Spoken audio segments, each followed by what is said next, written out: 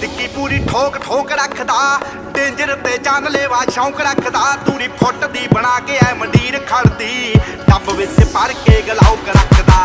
ਉੱਚੀ ਟਿੱਕੀ ਪੂਰੀ ਠੋਕ ਠੋਕ ਰੱਖਦਾ, ਡੇਂਜਰ ਤੇ ਜਾਨਲੇਵਾ ਸ਼ੌਂਕ ਰੱਖਦਾ। ਦੂਰੀ ਫੁੱਟ ਦੀ ਬਣਾ ਕੇ ਐ ਮੰਡੀਰ ਖੜਦੀ, ਟੱਬ ਵਿੱਚ ਭਰ ਕੇ ਗਲਾਉਕ ਰੱਖਦਾ। ਉਹ ਖੂਨ ਨੂੰ ਦਲੇਰੀ ਰਹਿੰਦੀ ਪੰਪ ਕਰਦੀ, ਲੋ ਰਾਈਡਰ ਸੜਕੀ ਉੱਤੇ ਜੰਪ ਕਰਦੀ।